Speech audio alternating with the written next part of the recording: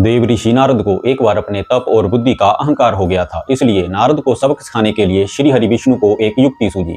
हिमालय पर्वत में एक बड़ी पवित्र गुफा थी। उस गुफा के निकट ही गंगा जी बहती थी। वह परम पवित्र गुफा नारद जी को अत्यंत सुहावनी लगी। वहां के पर्वत, नदी और वन को देखकर उनके हृदय में भी श्री हरि विष्णु की भक्ति अत्यंत बलवती हो उठी और वे वहीं बैठकर तपस्या में लीन हो गए। नारद मुनि की इस तपस्या से देवराज इंद्र भयभीत हो गए कि कहीं देवऋषि नारद अपने तप के बल से उनका स्वर्ग नहीं छीन लें। इंद्र ने नारद की तपस्या भंग करने के लिए कामदेव को उनके पास भेज दिया। वहां पहुंचकर कामदेव ने अपनी माया से बसंत ऋतु को उत्पन्न कर दिया। पेड़ों पर रंग बिरंगे फूल खिल गए और कोयलें कूकने लगी और भोरे गुंजार करने लगे। कामाग्नि को भड़काने वाली शीतल मंद सुगंध सुहावनी हवा चलने लगी। रंभा आदि अप्सराएं नाचने लगी, किंतु कामदेव की किसी भी माया का नारद मुनि पर कुछ भी प्रभाव नहीं पड़ा। तब कामदेव को डर सताने लगा कि कहीं नारद मुनि मुझे श्राप न दे दें, इसलिए उन्होंने श्री नारद से क्षमा मांगी। नारद मुनि को थोड़ा भी क्रोध नहीं आया और उन्होंने कामदेव को क्षमा कर दिया। कामदेव वापस अपने लोक में चले गए। कामदेव के चले जाने पर नारद मुनि के मन में अहंकार हो गया कि मैंने कामदेव को जीत लिया। वहां से वे शिव जी के पास चले गए और उन्हें अपने कामदेव को हराने का हाल कह सुनाया। भगवान शिव समझ गए कि नारद को अहंकार हो गया है। शंकर जी ने सोचा कि यदि इनके अहंकार की बात विष्णु जी ने जान ली तो नारद के लिए अच्छा नहीं होगा, इसलिए उन्होंने नारद से कहा कि तुमने जो बात मुझसे बताई है उसे श्री हरि विष्णु को मत बताना। नारद जी को शिव जी की यह बात अच्छी नहीं लगी। उन्होंने सोचा कि आज तो मैंने कामदेव को हराया है और ये भी किसी को नहीं बताऊं। नारद जी क्षीर सागर पहुंच गए और शिव जी के मना करने के बाद भी सारी कथा उन्होंने भगवान श्री हरि विष्णु को सुना दी। भगवान विष्णु समझ गए कि आज तो नारद जी को अहंकार ने घेर लिया है। अपने भक्त के अहंकार को वह सह नहीं पाते, इसलिए उन्होंने अपने मन में सोचा कि मैं एक ऐसा उपाय करूंगा कि नारद का घमंड भी दूर हो जाएगा और मेरी लीला भी चलती रहेगी। नारद जी जब श्री हरि विष्णु से विदा होकर चले तो उनका अभिमान और भी बढ़ गया। इधर श्री हरि ने अपनी माया से नारद जी के रास्ते में एक बड़े ही सुंदर नगर को बना दिया।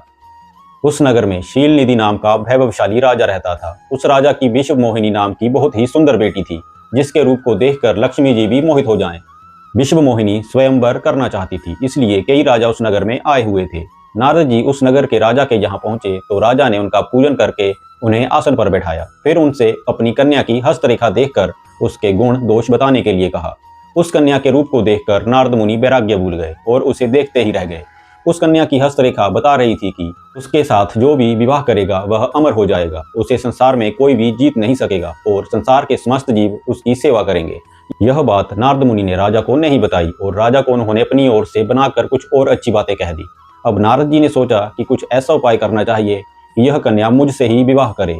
ऐसा सोचकर नारद जी ने श्री हरि को याद किया और भगवान विष्णु उनके सामने प्रकट हो गए। नारद जी ने उन्हें सारी बात बताई और कहने लगे, हे नाथ, आप मुझे अपना सुंदर रूप दे दो ताकि मैं उस कन्या से विवाह कर सकूं। भगवान हरि ने कहा, नारद, हम वही करेंगे जिससे तुम्हारी भलाई हो। यह सारी विष्णु जी की ही माया थी। विष्णु जी ने अपनी माया से नारद जी को बंदर का रूप दे दिया। नारद जी को यह बात समझ में नहीं आई। वो समझे कि मैं बहुत सुंदर लग रहा हूँ। वहां पर छिपे हुए शिव जी के दो गणों ने इस घटना को देख लिया। ऋषिराज नारद तत्काल विश्व मोहिनी के स्वयंवर में पहुंच गए और साथ ही शिव जी के वे दोनों गण भी ब्राह्मण का रूप बनाकर वहां पहुंच गए। वे दोनों गण नारद जी को सुनाकर कहने लगे कि भगवान ने इन्हें कितना सुंदर रूप दिया है कि राजकुमारी सिर्फ इन्हीं पर ही रिझेगी। उनकी बातों से नारद जी मन ही मन बहुत खुश हुए। स्वयं भगवान विष्णु भी उस स्वयंवर में एक राजा का रूप धारण कर आ गए। विश्व मोहिनी ने कुरूप नारद की तरफ देखा भी नहीं और राजा रूपी विष्णु के गले में वरमाला डाल दी। मोह के कारण नारद मुनि की बुद्धि नष्ट हो गई थी। राजकुमारी द्वारा अन्य राजा को वरमाला डालते देख वे परेशान हो उठे। उसी समय शिव जी के गणों ने ताना कसते हुए नारद जी से कहा, जरा दर्पण में अपना मुंह तो देखिए। मुनि ने जल में झांक कर अपना मुंह देखा और अपनी कुरूपता देखकर गुस्सा हो उठे। गुस्से में आकर उन्होंने शिव जी के उन दोनों गणों को राक्षस हो जाने का श्राप दे दिया। उन दोनों को शाप देने के बाद जब मुनि ने एक बार फिर से जल में अपना मुंह देखा, नारद जी को अपना असली रूप वापस मिल गया था। लेकिन भगवान विष्णु पर उन्हें बहुत गुस्सा आ रहा था, क्योंकि विष्णु के कारण ही उनकी बहुत ही हंसी हुई थी। वे उसी समय विष्णु जी से मिलने के लिए चल पड़े। रास्ते में ही उनकी मुलाकात विष्णु जी, जिनके साथ लक्ष्मी जी और विश्व मोहिनी भी थी, से हो गई। उन्हें देखते ही नारद जी ने कहा, आप दूसरों की खुशियां देख नहीं सकते। आपके भीतर तो ईर्ष्या और कपट ही भरा हुआ है। समुद्र मंथन के समय आपने श्री शिव को बावला बनाकर विष और राक्षसों को मदिरा पिला दिया और स्वयं लक्ष्मी जी और कौस्तुभ मणि को ले लिया। आप बड़े धोखेबाज और मतलबी हो, हमेशा कपट का व्यवहार करते हो। हमारे साथ जो किया है उसका फल जरूर पाओगे।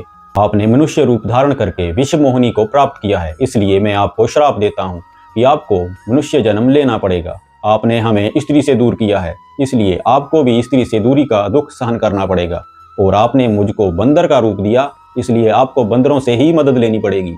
नारद के श्राप को श्री हरि विष्णु ने स्वीकार कर लिया और उन पर से अपनी माया को हटा दिया। माया के हट जाने से अपने द्वारा दिए गए श्राप को याद कर नारद जी को बहुत दुख हुआ, किंतु दिया गया श्राप वापस नहीं हो सकता था। इसीलिए श्री हरि विष्णु को राम के रूप में मनुष्य बनकर अवतरित होना पड़ा।